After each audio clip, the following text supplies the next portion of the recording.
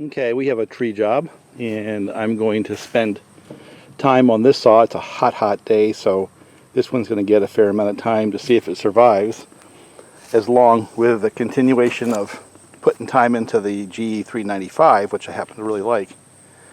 But what I wanted to do, in addition to just putting time on these saws, to see whether or not in a pinch you can mix these pre-mixed gasolines with a standard mix that you have in your saw already. So right now I have been using this Husqvarna synthetic blend for a long time. Both these saws were about half full of a 32-to-1 mix of this. I'm going to dump some of this and fill them up, which is about a little more than half a tank in both saws, and see whether or not we end up fouling plugs, or do we continue to have a good running saw. Now, if you remember, when you're doing research and development, you want to change one thing in the system after you get things stable.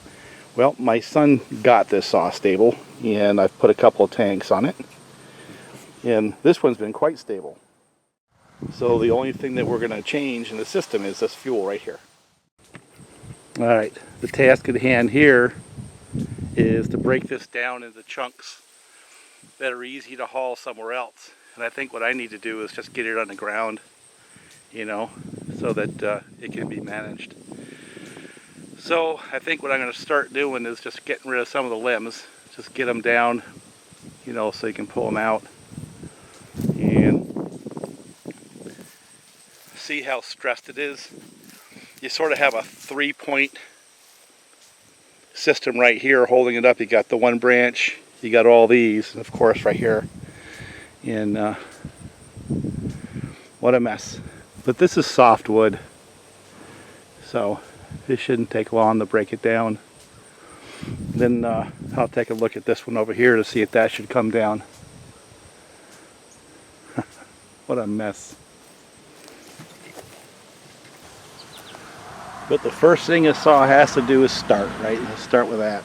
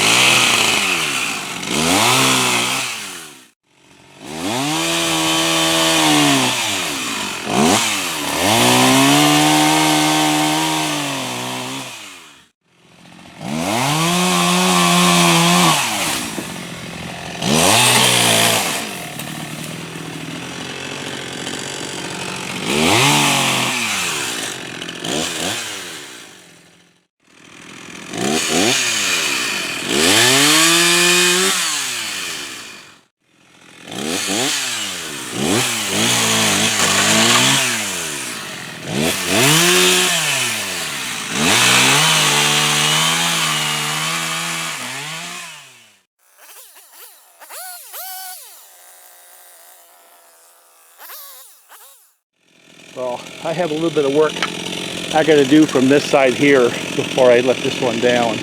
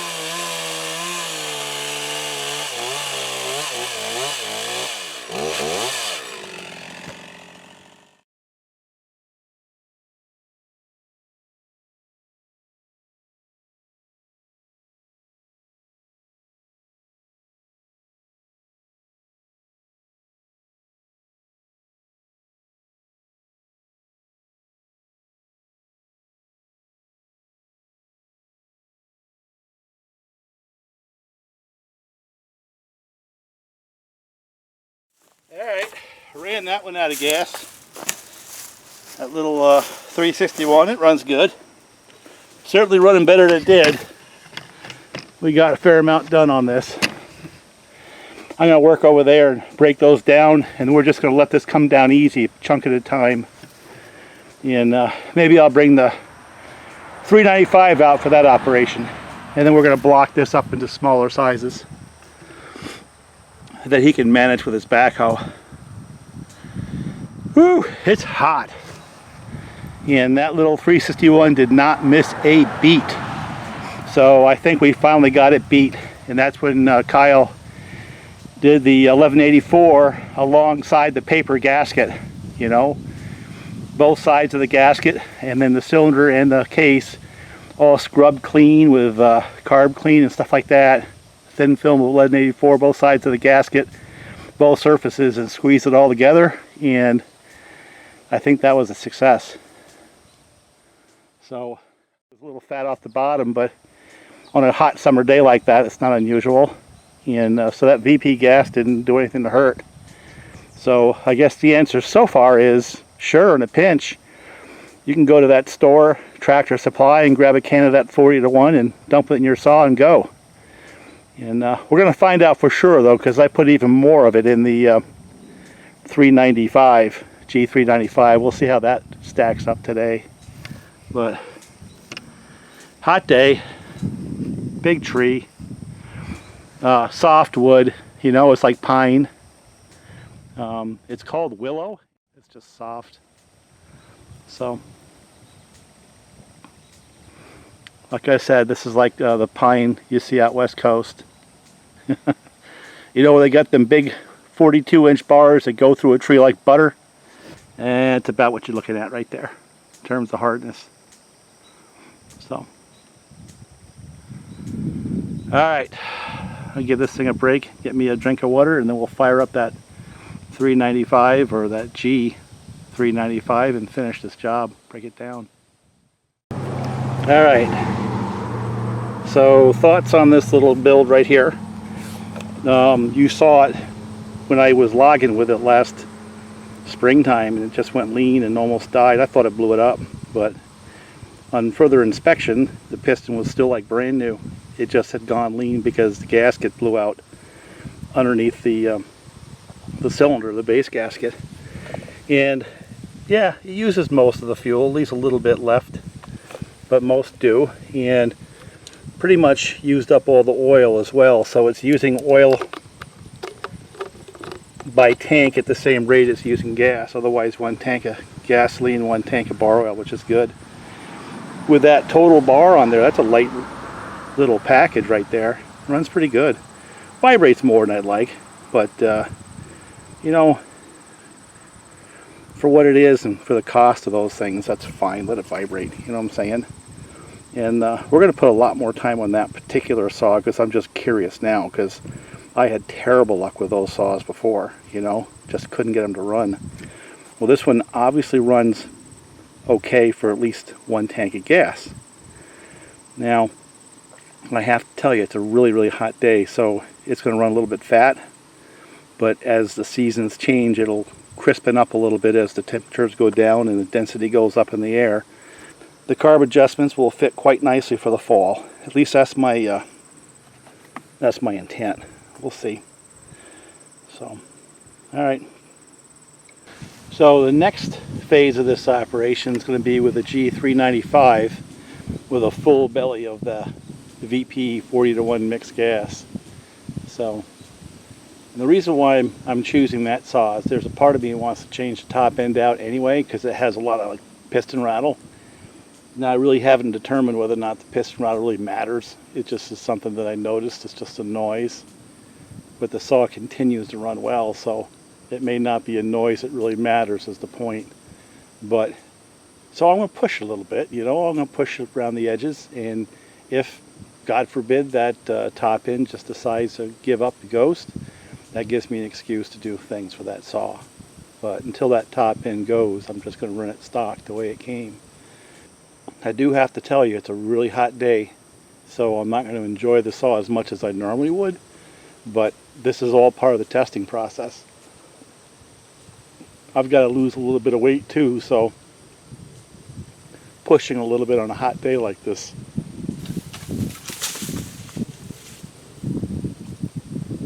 Pushing like this on a hot day may not be the smartest move for an old man, but I really do have to start trying to get myself into better condition.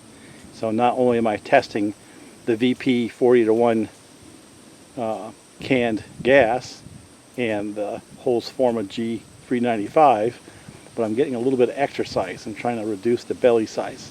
Just, I have a bunch of jobs like this scattered around to do, you know, trees that are down that people want broke up, you know, just sort of like tree service work. And I think part of the narrative on these saws is, you know, could a person make money with them doing this kind of work where they don't have to be like a pro logger out there just cutting and cutting and cutting every day, you know, 6-7 hours a day straight with a saw, but maybe they cut once a week or twice a week. Maybe these saws are fine. And we're going to find out, because I'm going to wear them both out.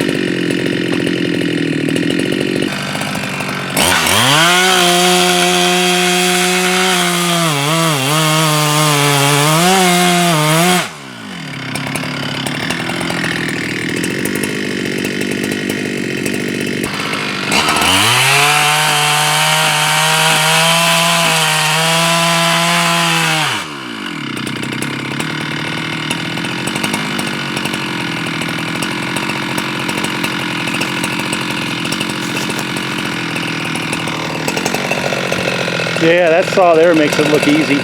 That thing's got so much good power, you know.